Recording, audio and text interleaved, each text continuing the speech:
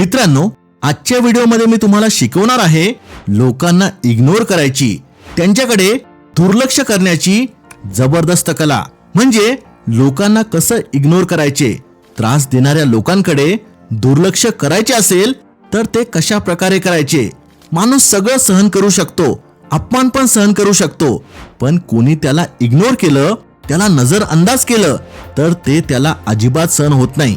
कितीही मोठा इगो असलेला माणूस असू द्या, तो आतून तुटायला लागतो. एखाद्या माणसाला पूर्णपणे संपवायचं असेल, मानसिकरित्या त्रास द्यायचा असेल तर त्यासाठी एकच मार्ग आहे, त्याला पूर्ण इग्नोर करणे, त्याच्याकडे दुर्लक्ष करणे. तो तुमच्या जवळ असेल, तुमच्या सोबत असेल, पण त्याला असे दाखवायचे जसे की त्याचे काही अस्तित्वच नाहीये. जेव्हा तुम्ही एखाद्याला इग्नोर करता तेव्हा त्याचा इगो, अहंकार प्रचंड दुखावतो. हे एक सायकोलॉजिकल जबरदस्त शस्त्र आहे. ह्यात ना भांडण होतं ना वाद होतो, फक्त तुम्ही त्या माणसाला स्वतःशीच लढायला भाग पाडता. तो बाहेरून कितीही मजबूत दिसला तरी आतून तो तुटायला सुरुवात होते.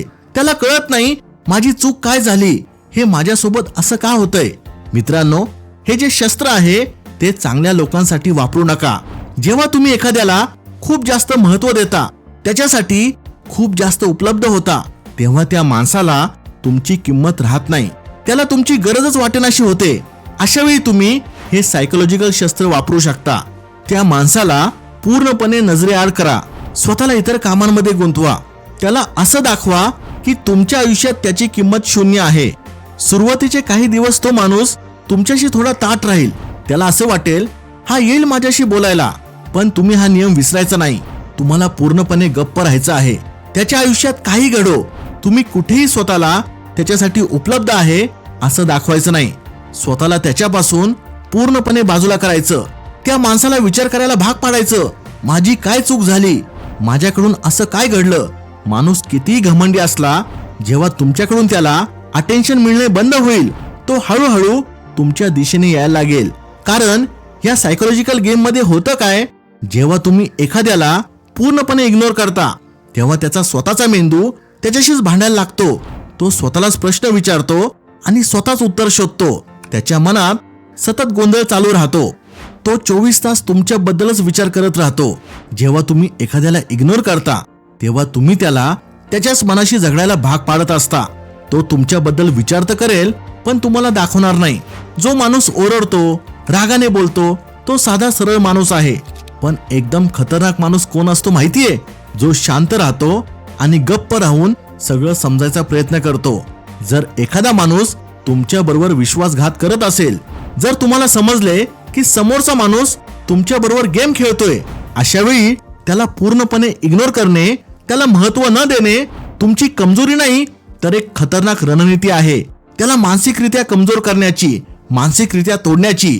ज्या दिवशी तुम्ही त्याला उत्तर देणं बंद केलं, ज्या दिवशी तुम्ही त्याला महत्त्व देणं बंद केलं, ज्या दिवशी तुम्ही त्याची विचारपूस बंद केली, त्याच दिवसापासून त्याच्या मनात एक युद्ध सुरू होतं. तो स्वतःच्या प्रश्नांमध्ये अडकत जातो. कारण त्याच्याकडे इतकी हिंमत नसते की तो तुमच्या समोर येऊन प्रश्न विचारेल. लक्षात ठेवा, तुमचं उत्तर देणं, तुमचं महत्त्व देणं हेच त्याला जगण्याचं कारण देत होतं. त्यामुळेच तो वारंवार त्याच गोष्टी करत होता ज्यामुळे तुम्हाला त्रास होत होता. आधी तुमची किंमत का नव्हती माहितीये? कारण तुम्ही कुत्र्यासारखं त्यांच्या मागे मागे लागत होता.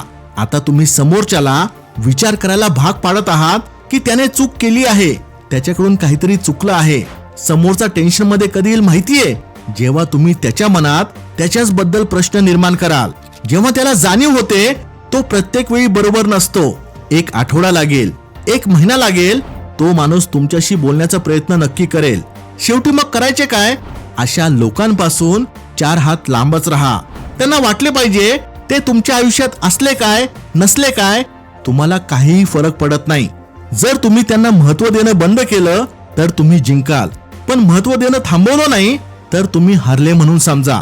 एक गोष्ट लक्षात ठेवा, एक खतरनाक माणूस ओळखला जातो तो काय करतो, काय बोलतो ह्यावरून नाही. तो ओळखला जातो जेव्हा तो गप्प राहतो, शांत राहतो. मित्रांनो, तुमची मुले अभ्यास करत नाही का? ते सतत फोन बघत असतात का? त्यांना अभ्यासात सातत्य कसे राखायचे, टाइम मॅनेजमेंट कसे करायचे हे माहित नाही का? त्यासाठी माझ्या 12 वर्षाच्या मुलीने एक पुस्तक लिहिले आहे, 10 secrets no school will ever teach you. हे पुस्तक इंग्लिशमध्ये आहे, पण विद्यार्थ्यांसंदर्भात तुम्हाला सगळ्या प्रश्नांची उत्तरे मिळतील ह्याची खात्री मी तुम्हाला देतो. हे पुस्तक मागवण्यासाठी ह्या नंबरवर व्हॉट्सअप मेसेज करा. Thanks for watching. Stay blessed.